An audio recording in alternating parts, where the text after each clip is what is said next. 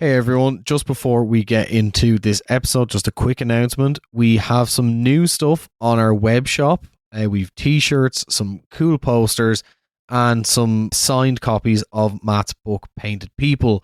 So it's beneaththeskinshop.com and the link is in the description of this episode. Anyway, back to the show.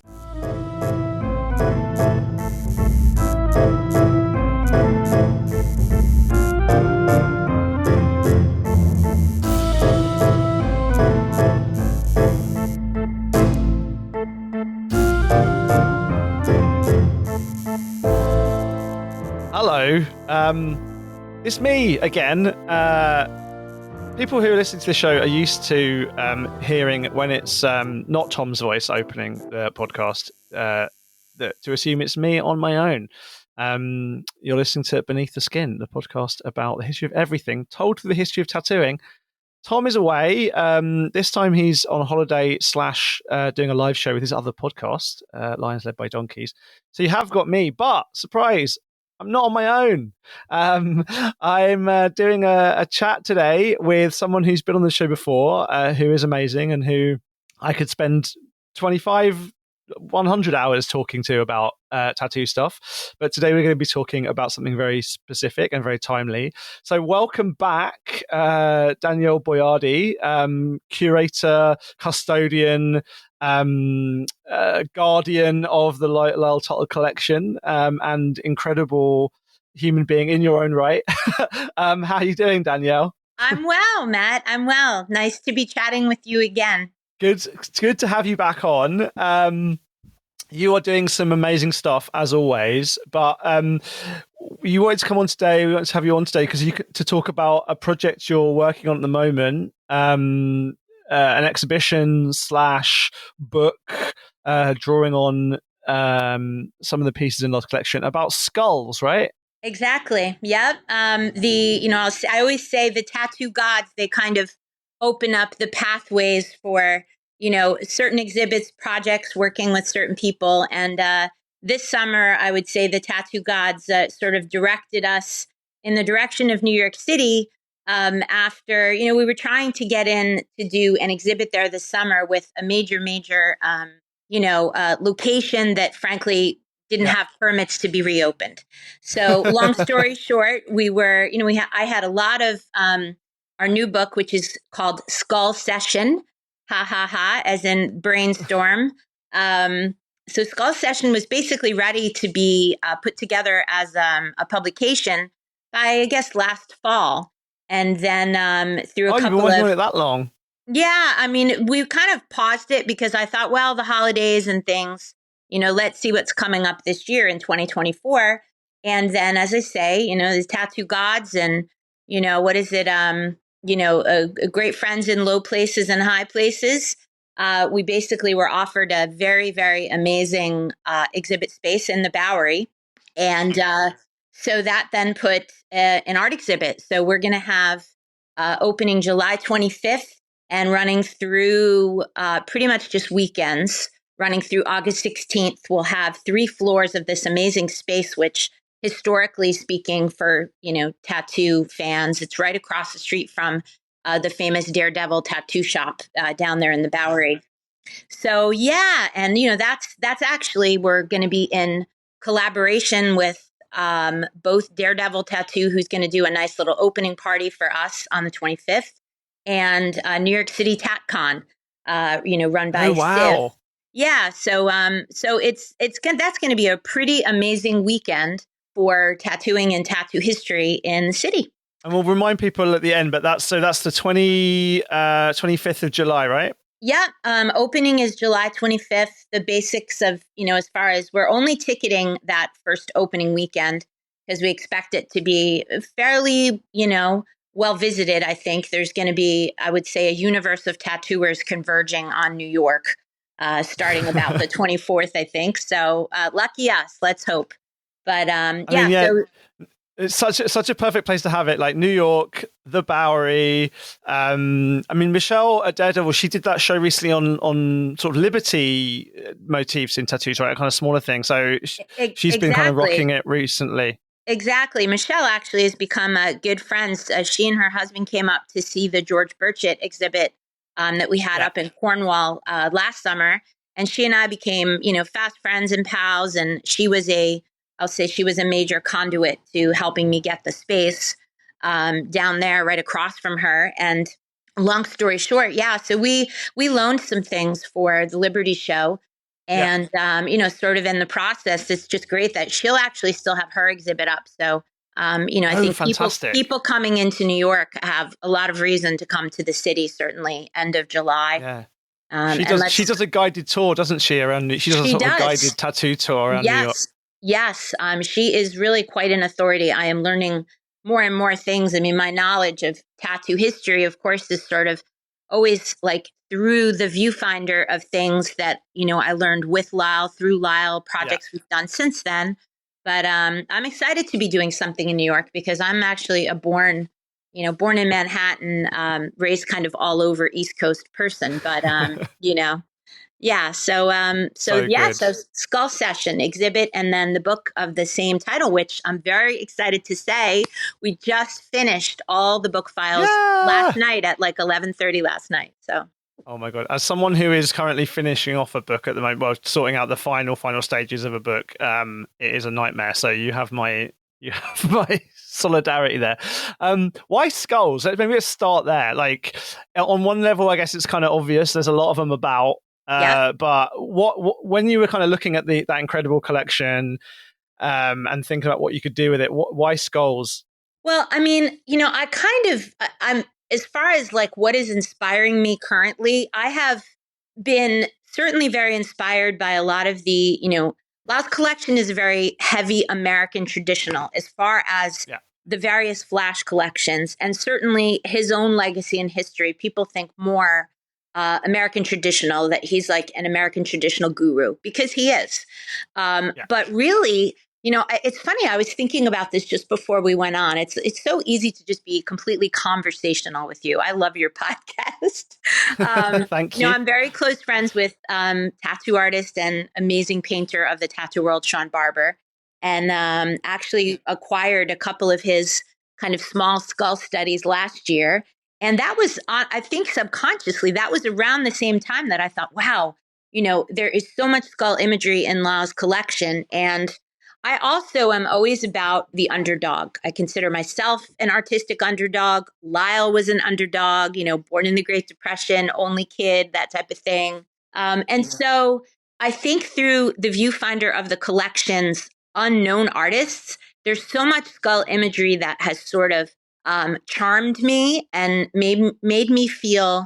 Now, I got into this in the intro of the book that as a kid, I was like a super music fan as a teen and still am, but I was not, I was like Wham, George Michael, Morrissey. I was not, and these are not the kind of artists that were utilizing skull imagery as like badass punk. And so I was a kid that could never even watch horror movies or anything having to do with macabre death images. It scared me to death. Yeah, you're not a goth. No. And then I think as you get older, for some reason, and obviously, the exposure that I am so grateful to have to art and tattoo art in my life is pretty astounding. And I have started to see the skull, personally speaking, as such a beautiful, intriguing, thought-provoking image, honestly, of Carpe Diem life, in the Memento Mori tradition versus, oh my God, Guns N' Roses, Death, Misfits, that type of, of sort of skull symbolism. So, it's the variations in the collection are ridiculous. It's the things, I say in the intro, will you see a skull with a crown on its head and octopus legs by Pat Martinook? Yes, you will. Will you see an unknown, likely Asian, for sure European pair of beautifully painted flash sheets, one of which has a design, I kid you not, it's a gnome holding an umbrella riding on top of a skull head. So we're all about the variation. I mean, it's, obviously the world. It's that thing. So yeah, I joke about this, right? But like, there was a really interesting project back in like 2006, 2007, done by the guys at New School Collective in San Francisco, called Suits Made to Fit, where they basically gave loads of their friends who were tattooers like basically a blank canvas essentially, and so just design a bodysuit, right? And like with no other constraining criteria. And they a lot of the artists found it very difficult because tattooists are not often used to working with a completely blank canvas. It's a conversational commissioning art form, right? And you sort of joke, you give tattooers a blank bit of paper or a blank, canvas, and the first thing they'll do, most of them, is draw a skull. And I was sort of proof positive of that. I've got a skull in my ditch there. There we go, on my arm. And I love that. What a charming dude there. Yeah, so that was by Stuart Cripwell, who worked at Spider Murphy's. But that was a product of exactly that process, where it was at a convention. I had a weird gap in my elbow ditch, and I was like, I want something just in this gap, man. And he was like, what do you want? And I, being a terrible client, I'm learning recently that I'm a bad tattoo client because I give too much latitude and I have too much information in my head. But I said to him, like, do whatever you want. And he was like, and I came back like 20 minutes later and he'd drawn a skull. So there we go. It's what happens. But as you said, like skulls are this like, I mean, they're basically kind of universal in human art, right? So we find skulls in Mexican, Mesoamerican art. We find skulls in like prehistoric art. Even in like, so some of the earliest tattoos in European traditions, which we have drawings of, which are like pilgrim tattoos on European pilgrims, a lot of them, people have skulls on them, right? From the 17th century, largely because a lot of them are, they're really important in pilgrimage tattoos, skulls, because they often represent the skull of Adam. So there's this particular kind of story in some Christian sects which states that Jesus was crucified on the spot where Adam's skull is buried. So you often see in religious art, and then in the tattoos that kind of lift on those, you see the crucified Jesus, and then underneath is a skull or a skull and crossbones, and that's the skull of man, basically skull of Adam, and Jesus's blood like seeps into the ground at Golgotha and like cleanses humanity of its sins. So the skull gets to be like all of us, because we've all got one, right? Like everything that we have as human beings, we all share skulls.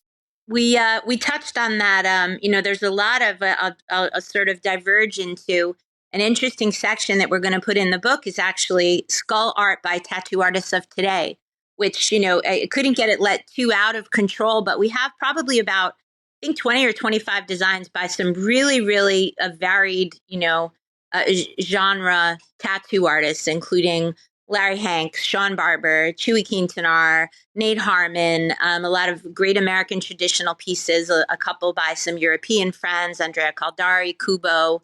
And so, Nate Harmon actually wrote up a little section on folk art and the skull, and how, the beauty of the skull as a design, that folk tattooing is like a genre that we think of today, but really it's always been something that has been part of, history of the people. And it's because it's a visual language and, part of our body. I say, well, it holds in our brain goo, and, everybody recognizes the skull as, whoa, okay, this represents our humanity and our impermanence. So yeah, I mean, I honestly, I'm so charmed too by the variety, not just of the skull art that is in the today's artist section of the book, but by so many artists that are unknown. Right. Oh, okay. Skulls, as you said, they are these like absolutely persistent symbols of something that we all have in common. And as such, they get to kind of stand for shared humanity.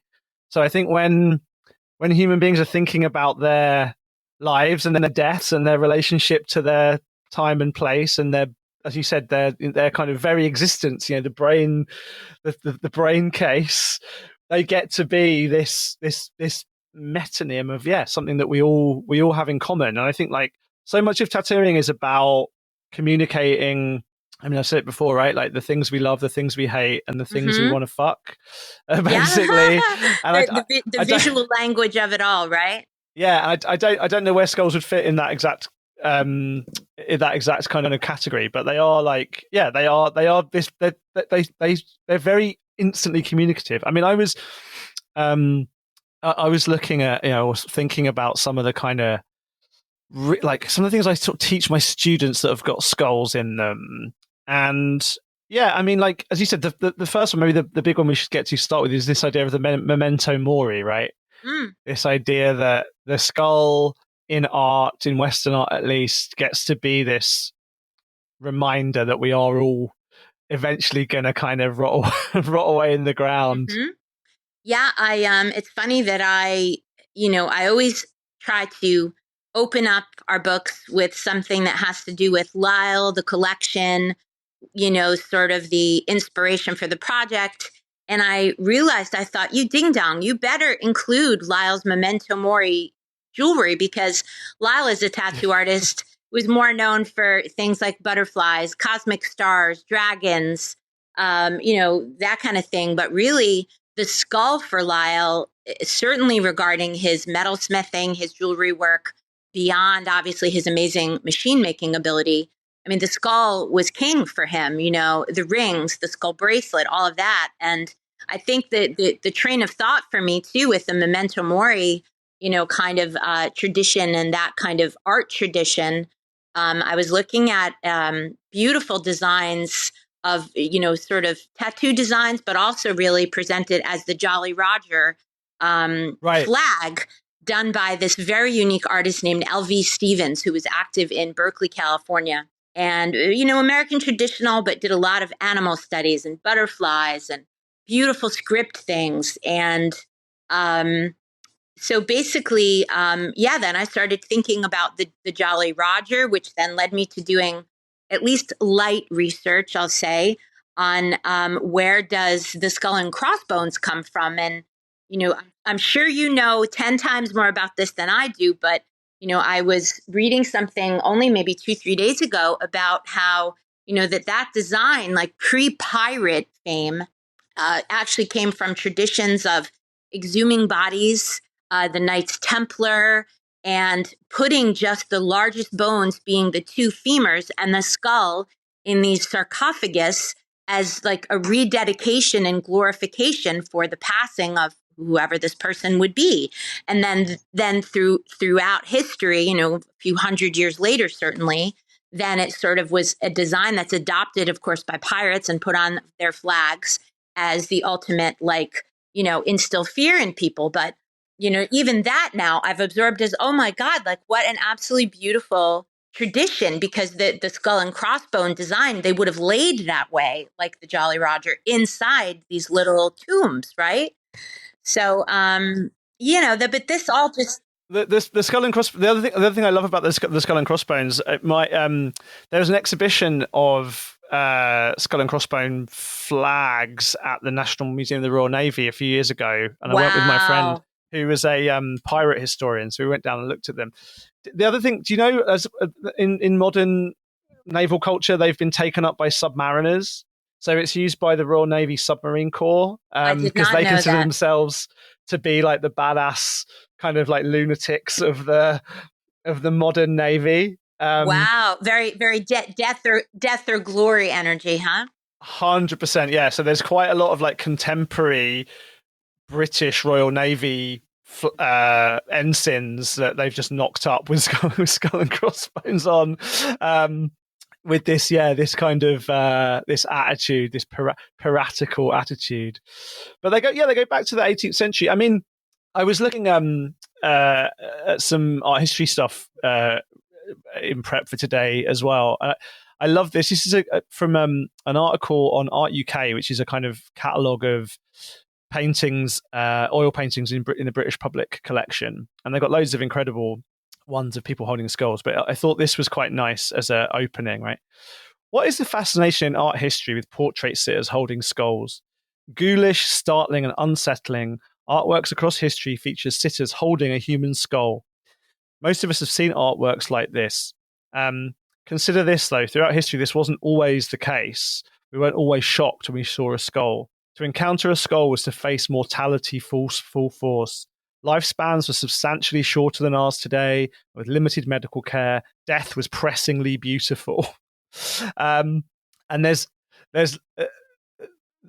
that may really in context of that submarine core and the pirate stuff. It's about, if you're living life close to the edge, it's worth kind of being reminded how fragile and precious life is. On the other hand, as well, though, the other thing this article points out is that until relatively recently, it was quite easy to get your hands on skulls. Like they were quite easy to get hold of, particularly in Europe, as they were clearing out the cemeteries. I they were running out of room. I think Lyle had a couple in his own personal collection, but he was fascinated. Like you say, I think now it's a whole other ball of wax to acquire. Skulls. I back in, I have a gilding background, and I had experimented with gilding like fox bones and some type of a skull of an animal years and years and years ago, because I thought, wow, that's such a beautiful combo, the fragility of the gold leaf with, the bones of an animal. But doing it on a human being would be totally different. Although historically speaking, I bet that there were a lot of gilding of, bones, back to Egyptian times and things like that. I know they were doing things like that. Yeah, well, so when with industrialization with the 19th century, right, like urban cemeteries were running out of room. The most famous one is in Paris, and they created these incredible like catacombs and ossuaries, basically cleared out all the old cemeteries of old bones. And rather than like disposing of them, they just put them in ossuaries or in catacombs. So you have still today in Paris, you can do walks through under Paris. It's very, very unsettling. These dark tunnels, like packed to the rafters with people's bones. And there have been examples elsewhere in the world actually of those kind of ossuary bones being used to create art, or certainly create kind of religious artifacts, demonstrations, like reliquary items. Yeah, but also as I said, as almost like a teaching aid, right? Like you can imagine, the almost like the Shakespearean thing of like holding the skull, like look, children, what will happen to you? Or look, congregation, what will happen to you? What will become of you? Consider your place in the kind of brief time you have available on Earth, and live it in a moral way. Like, there's this kind of interesting kind of moral. It's on the one hand quite humbling, right? In that. We're all the same, without our clothes and our finery and our, palaces. Mm-hmm. You're all just humans. But on the other hand, there is a kind of like, your bones will persist. You are important. Like survive. The gravitas of it all. Yeah, absolutely. Exactly. And those kind of those things of like big entombments and things are a way to preserve the bones for posterity, right? So you get to be humble while still also hoping that you're gonna persist. Hey, are you enjoying the show? If you really like Beneath the Skin and you want to help support us, you can do so on Patreon. For little as £5 a month, you can help make this show possible, help us buy research materials. So if you like the show and you want to support us, consider kicking us a few quid a month. And you'll get everything from bonus episodes to Q&As, and you can even vote on what tattoo I'll get when we reach a certain subscriber count. Matt, have you got anything to say? You should really definitely fund the Patreon, because tattoo history is massive, right? Deep, wide, complicated. We're covering some big hit topics on the main feed, but on the Patreon subscriber-only feed, we'll be getting into some really more interesting, niche, deep topics you don't want to miss out on. And honestly, the chance to kind of decide what Thomas gets on his body is probably just a once-in-a-lifetime opportunity. Subscribe, chuck us a few quid. Don't miss out on the chance to ruin Thomas's body forever. I'll note that years and years ago, when I was a tour guide in Italy, we went into the catacombs in Rome. And I had the feeling of walking through there. I mean, it just the rush of... it was definitely palpable, that you were in a place where there was a lot of energy of the spiritual realm, the beyond. And, and then you think, of course, about all the history and the sizes of people and their bodies and their bones, and how humans have changed over the years and all of those things. And, so the skull certainly makes you think like, wow, like what kind of life did this person live, and what kind of thoughts did they have and all of that. So it's, yeah, I have to say, I'm very excited about this exhibit, this project, because I also feel like in tattooing, I'm not sure. I feel like the skull kind of reigns. I'm not sure that there's another design icon that has more pull, more variation, more intrigue, more varied symbolism, whether it's military symbolism or spiritual symbolism or fun, folk, edgy rock and roll symbolism. There's a lot to do. I probably could do 3 volumes of this book. Oh, 100%. I mean, I think it's also obviously one of those images that lends itself to different styles, right? So yeah, you can think of the American traditional stuff, but there's also lots of skulls in Japanese tattooing, and Japanese like printmaking as well, in folklore, and then like all the incredible. I mean, talking about New York, like all the incredible black and gray stuff coming out with like Paul Booth and Bob Tyrrell and like all those kind of guys that were doing goth horror stuff that was all again super kind of dark and edgy and goth in a way that is very exciting. And yeah, you're right. I mean, that's exactly what we're talking about, right? The universality of these symbols that are something that we all have in common. I mean, I was also thinking on that topic about things like phrenology, right? The idea that people thought for a while that you could you could tell from someone's like feeling the bumps on their head or measuring their skulls, like what kind of like if you had a particular region of your brain that or skull that was bumpy, it showed a certain showed a certain kind of propensity to a certain kind of thinking or whatever. I mean, that's obviously a pretty horrific in terms of where that led us culturally. Lombroso, actually, Cesare Lombroso, who was the father of modern criminology and who's one of the people mainly responsible for linking tattooing and criminology.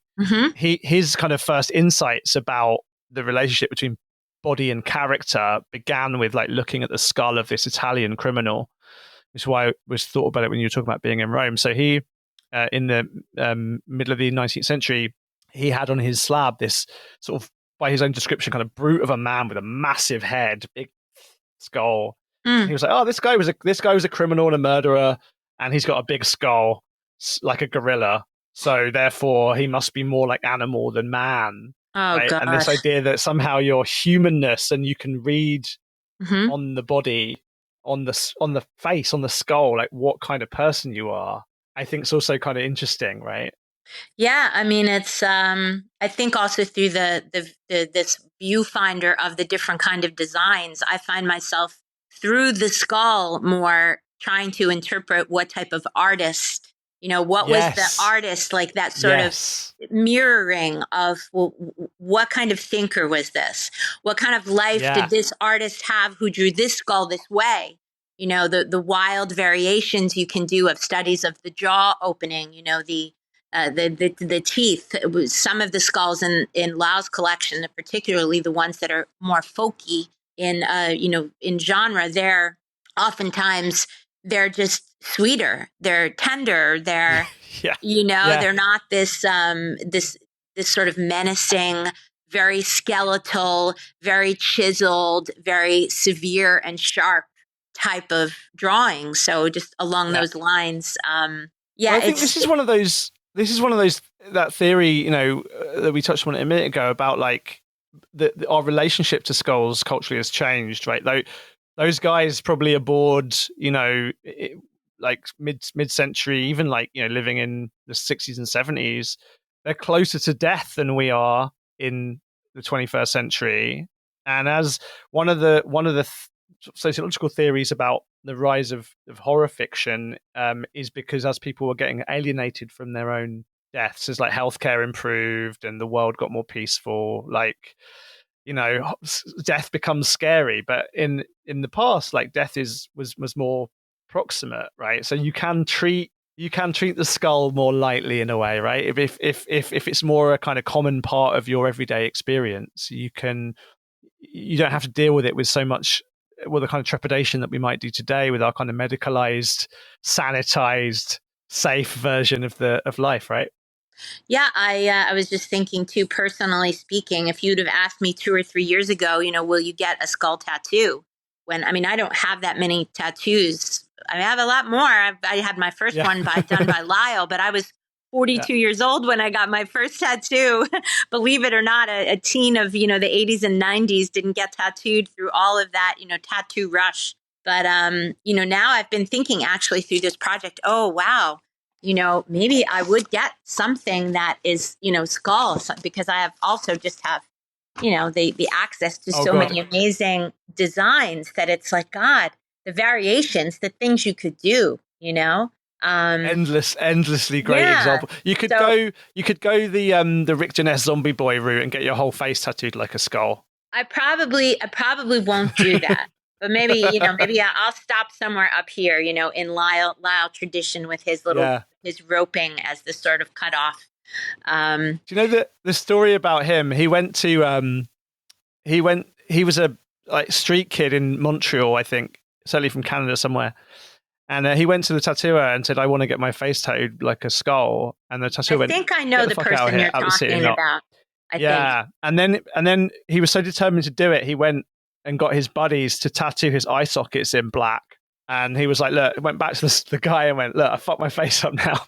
Please, can you fix it?"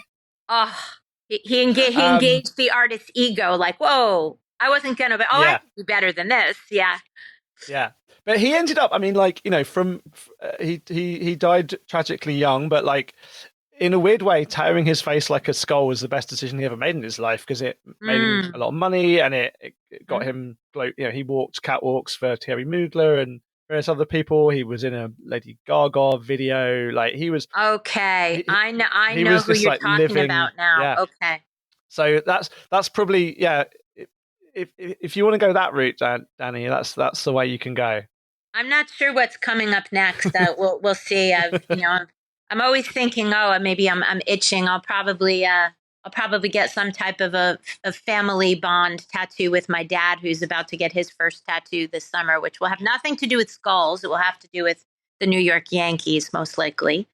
But yeah, so it's. Was there any pieces, because I know, we talked about before when you were on, the collection is so vast, and I guess having an opportunity to go through it looking for specific things gives you an opportunity to see things you'd not seen before, or pay attention to things maybe you'd not paid attention to before.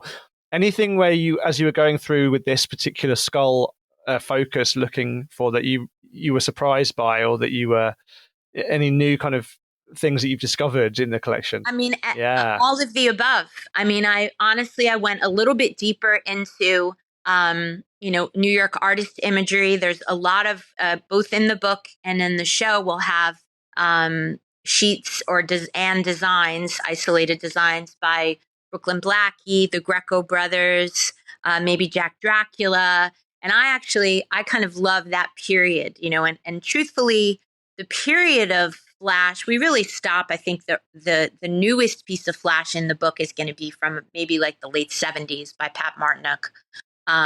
But then just the other day, I was sort of looking at, okay, are there any sections of the book itself? And then a lot of what's in the book will be in the exhibit as well. And I thought, well, I know that there are, certainly some paper stencils from the Burchett collection, and some unknown early pieces from his collection that are skull in design. Some unknown cutouts that are just very beautiful, done on sort of painted, but on tracing paper versus regular paper. And then I went through a beautiful archival box of European pieces, and I had scanned something by an artist that was sort of, I didn't recognize the name. I recognized Nijhaven as being famous and associated with Tattoo Oli and that history. But I wasn't really sure who had done the piece. And again, the tattoo gods just sort of said, well, show your friend, because my friend Andrea tattoos often in Copenhagen, I think maybe once a year or something. And I thought, he's going to know who this is. And he didn't know who it was. But then he said, why don't you contact Frank Rosenkild? And I thought, my God, I'm such a I was This is saying what happens when you don't. Frank knows everything about Danish tattoo history. Frank. I love Frank. And so Frank and Lyle were actually quite good friends. Frank and his lovely wife came over to the retrospective. And I thought, my God, and literally it was like at the bottom of the ninth, I was doing all the edits for the book. And I thought, it's getting late over there, but screw it. I'm just going to contact Frank. And immediately his little bubbles came out. I thought, oh, I've got him.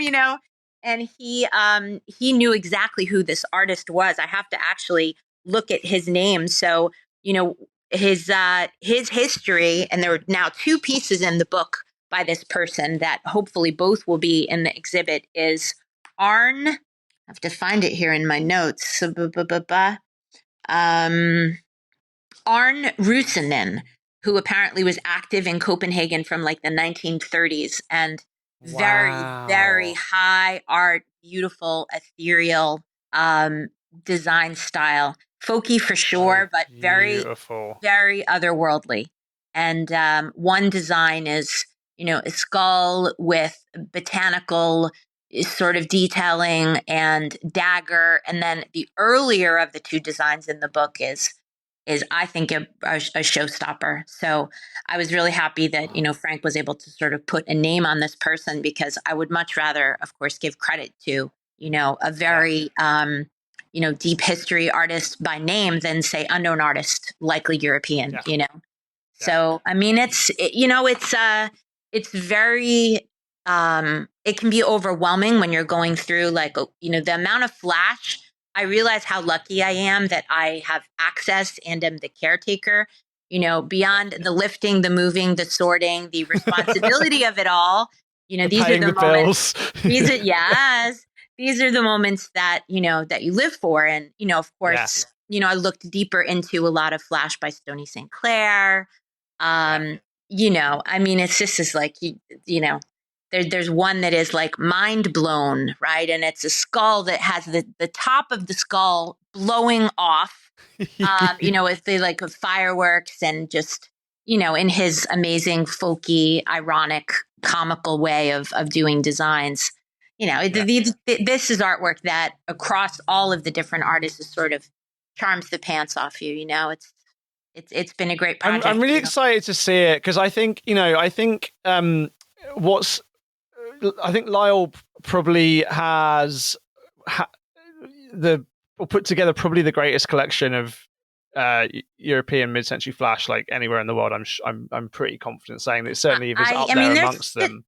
There's some really prominent collections out there, and collectors who are they're it's like the Kentucky Derby, people that are trying to acquire more machines or more flash by this person and that. But I mean, you just can't, it's Lyle's love, obsession for tattooing, his travels, his outreach, his fame, his personality, his charm, all his adventures, and the time, frankly, when he lived and when he tattooed. It's not like today. Lyle, I'm sure, acquired a few things from eBay here and there, maybe 10 or 15 years before he passed. But the majority of this collection is just, it's deep world history, and the variations are unbelievable. Yeah, and the sheer scale of it, I think, is why I think these kind of projects, or this kind of project that you're doing here, is so interesting and exciting, because you can see what all these artists have in common, and you can see what they have differently, and it's only by kind of having a critical mass of material and looking at it really in this art historical way of going, what's similar, where have these ideas like moved from person to person, and how have they changed, and actually what in this very, very common motif, how do they differ over time and through place. Like that's the kind of thing you can only do with a critical mass of material and the right kind of eye. And I think I mean, I did an article years ago writing about Ed Hardy and talking about a design that was from Armand Dietzel, which was a skull with a snake, and then a version that Ed had done, and they were the same composition basically, but obviously 70 years apart or something, probably a bit less than that. But seeing how the same composition works in the hands of 2 different artists from 2 different moments in time gives you, as you said, a beautiful insight into the indexicality of that image. So the place, the person that did it, And actually having this compositional similarity, I think, is a really beautiful way of emphasizing stuff about or the importance of tattoo collecting and tattoo history more generally, that you can, although it looks very generic, and it is very generic and is a kind of quite stable art form. I mean, as I said, like skulls and crossbones have been in European tattooing for 400 odd years plus. But as you said, looking at the differences from place to place and from time to time is a really powerful and granular and beautiful thing to be doing. It's funny. I somehow what you were just speaking of triggered me to think about Lyle's own tattoos, and I thought I'm sure that I have photos of a skull that was tattooed on Lyle, and that's another project I'm going to take on hopefully later this year. But yeah, I couldn't find the photos, and I thought, okay, you're going to go way down the rabbit hole, to find a skull that was tattooed on Lyle. But then it really made me like be thinking in general that he was tattooed by so many. I mean, you can't believe the people that he was tattooed by. I mean, in one trip, he told me he was tattooed by Amund Dietzel, Tats Thomas, Ralph Johnstone. I mean, obviously his work by Bert Grimm. I mean, it's just unbelievable. And, that being said, it's like their flash being in the collection is sort of like, how he shares that tattoo energy that, he acquired these collections so much of the time through the artists themselves. And so there you go, like there are Ralph Johnstone skulls in the show and in the book. Dietzel, I'm not sure if I have Dietzel in there, but there's Johnson, Stoney, Oakland Jake, Duke Kaufman, Bert Grimm. The European pieces are really beautiful. Some by the New York artists. There's a few things by Brooklyn Blackie, the Greco brothers. And one of the things I've noticed, I mean, this, as you talk about sharing as well, I think I was chatting to an artist the other day, and actually one of the things I think is really exciting in recent years, since a lot more of these private collections have been made visible in a way through like your publications, through the books that Hanky Panky's put out, through some of the stuff that I've done, some of the stuff that Darren and Rich Hardy and all these people, like as more and more stuff is coming out of these private collections where they've been squirreled away for a long time because the internet and publishing has become a little bit more accessible, it is actually changing the way that young artists are tattooing. And it's really funny to me or interesting to me to see how a new generation of kids who, I say kids, God, I'm so old, who are getting into tattooing and really understanding the history, what they're finding now on even places like fucking Pinterest is actually like bootleg scans from books that have come out in the last decade or so, and people are re-engaging with this stuff. So I think like putting this book out, and particularly the kind of thing, as you said, which is so universal, I think it's going to be the kind of thing which people are going to really value because they'll be able to use it in their own artistic practice, and it's going to give this stuff a new life. And I know that was again part of Lyle's agenda, right? Which was to give this stuff a kind of future as well as a past. It's funny. I was just actually writing and thinking about that the other day, and I think about these moments where like what would Lyle think about the project, and of course I'm getting to like the end of the edits. Is he there? Should he come to you like a Dickensian ghost in your sleep?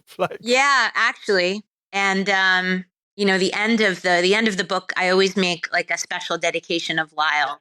And so there's one photo after the dedication that is Lyle, probably about 19, maybe 73, like hot snot Lyle, shirtless, the belt buckle, the bell bottoms, the mutton side. So pretty. Yeah, the sideburns. And then the other photo is a photo I took of Lyle standing in the backyard in Ukiah with like a farmer's, almost looks like an Amish hat on. Again, no shirt, suspenders, with a shovel in his hand, leaning on the shovel, just still kind of toiling away out there in his very, he was super active. He believed in doing things himself. He was not somebody that was going to hire someone to dig a ditch. He was going to dig the damn ditch himself. And, he was charmed by oddity things. And so this book for me, I am, as you were saying, I'm excited to present the oddity pieces as much as like, here's an amazing sheep by Duke Kaufman. It's about and as you know, to what you were saying earlier, these sort of shared underground club, share the PDFs. It's like, I get it that a lot of artists, maybe they don't have the $100 to invest in every book that comes out, because as you and I both know, there's a lot of great projects coming out now. And it's, on the one hand, amazing that so many people say, hey, I think I can do a book and I'm going to do my own book, whether it's personal flash or what have you. But, there is something that's sort of my ha-ha moment where I think I am going to put out this book and I am going to show you things you've never seen before. And I'm going to show you skulls that you'll incorporate maybe into your tattooing, because especially now, I think the field of tattooing is, I hate to use the word saturated, but it is a saturated artistic field. And then creativity, though, will always find a way, right? People figure out ways to do new designs, to change up, their own style, to evolve in style. And, tattoo artists need history, period. They need it. They need tattoo history. This is exactly kind of the argument of my new book, which tries to draw lines from the first person claiming to be a professional tattooist, which is, at least we've got so far, is like 1719, in England, some guy who was arrested saying it was his business to make the Jerusalem mark. And I get to about 2000 and then I struggle because it gets too complicated. But in the middle of that is Lyle and is Ed and is Phil Sparrow and is Sailor Jerry and is Cliff Raven and is these people who, and it's Les Goose, is these people who A, all knew each other, of course, but B, had this exact idea of like innovation, novelty, creativity has to be anchored in the past. And, Tom and I talked about this a lot on the show, it was really interesting going back and really thinking about all these people, all these guys, mainly guys who were pushing things forward. And it was always like, how can we build on what's come before? And knowledge of history was always a key builder for innovation and development, because it was about building on adapting, changing, developing, iterating the lessons of the past. And I think like that was the lesson of Lyle's publications. It was the lesson of how he talks about tattooing his whole career. And I think, like I said to it last time you were on, I think he would be super, super proud of these kind of projects, because it's carrying on the thing he collected this stuff in the first place, I know, to eventually at some point share it with the right people and communicate it in the right way. And that's what this kind of project does. And I think like doing it the way you're doing it, doing an amazing show in such a kind of magical place for tattooing, the Bowery, the home of American tattooing, bringing all this stuff together in one place is like exactly the right way to do it, and from there it will go out into the world, and that's super, super thrilling, I think. I was thinking too, Matt, that this is exactly the kind of show that I think, because of the broad interconnectivity of interest and appreciation for skull imagery, and beyond that, all the different genres of tattoo designs that are in the book and in the exhibit, American traditional, more folk nature designs, European designs, things from Birchett Collection, unknown artist things. And then also there's going to be a feature at the show too in New York, where Civ and TatCon artists are going to, I guess, populate. We're going to do like a display of their skull art. So that'll be something I think we'll have the Thursday night, sort of later in the evening, for anybody coming open day. And, part of, I'm sitting here looking at my Gorilla Biscuits, like die-cast gorilla, which is like above my that is so funny. So that is talking about Civ. There we go. Oh my God. So I'm gonna have to, I'll say you came up. I mean, he's come up a few times, but yeah, both Civ and Michelle from Daredevil, we're sort of doing like a 3-way collaboration. That's, Michelle's Daredevil tattoo is right across the street from our exhibit place. And so she's going to have a little welcoming gathering, probably that Thursday night of July 25th for, anybody that's in town before his convention actually starts. And, I think it's going to be, an outrageous and fun weekend. The space has 3 floors, and it's not, massive in size, but, I'm really looking forward to that sort of super creative, rush of putting the exhibit together, unifying sheets, having a New York City tattoo artist feature. I'm going to have actually the premiere of a sort of, we'll call it a fun documentary light video piece I'm doing on Lyle's history, which will include some footage from his retrospective. Finally able to put that together. So, I'm going to have some historic machines, probably some Lyle jewelry, certainly some rare photos, collection surprises, and then skull art everywhere. So, so 25th of July in Manhattan. Where can people get tickets? Yeah, I'll give you the stats on that. So basically on our Instagram page, which is at Lyle.Tuttle, in the bio, there's a link, which is an Eventbrite link. And that you click on that goes to an Eventbrite page with all sorts of, explains the event, explains what you'll see at the event. And then for the Thursday, which is opening night, I expect there to be quite a lot of people coming that day. So I created 2 timed entries just for that Thursday in case we're just overrun with people. So people can come from 3:30 to 6 or 6:30 or 6:30 to like 9:30, I think is the timing.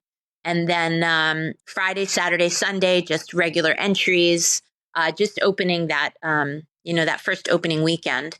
Address, I'm trying to think of all the stats. These are the type of things after we chat and just go into deep, like, communication exchange. I forget to give the stats.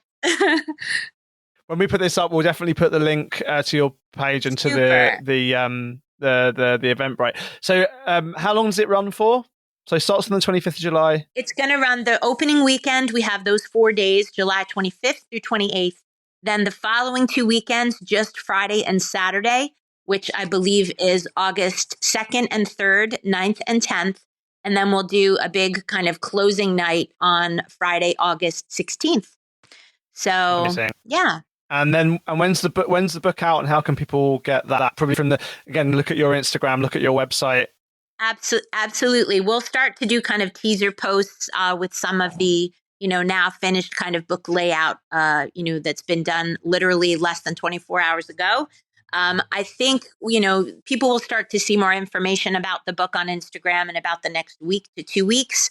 And then I think pre-sales probably I'll do by about the end of June, maybe last week of June. But for sure, I'll have books delivered by, I think, the middle of July, by I think July 17th or so. And they'll be obviously available at the event. But we always have them available on, on our website, lyletuttlecollection.com. And we covered a lot today. Even just on your Instagram, I'm already thinking like it's already just the ones you've teased. They're so cool. And I wish I had more space on my body for them. But, I meant to say, too, I wanted to give a nod to, you mentioned Cliff Raven before, because he's got a lot of material in the book. And I have, so, he's definitely got a presence, and there'll be a lot of surprise pieces in there, probably skull art by, Pat Martinick also. He did a lot of variations. Doc Forbes. Oh my God, there's some Doc Forbes skulls in this book that there's a Doc Forbes skull on your. Yeah, there's just one on your Instagram already, and I'm just like, that is so cool. I think he's got maybe 3 or 4 pages because, boy, pretty.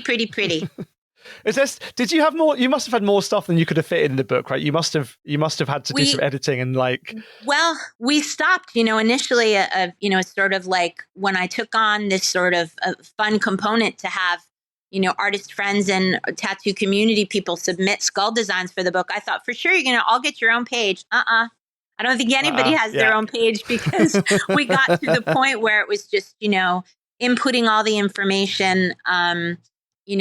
We for sure, there had to be, there can be a lot more material at the exhibit than can be in a book, because it's nice to see in a book, a full sheet of flash, but also then to see, a sort of close up of very spectacular designs. And, there's some skull folklore in the book.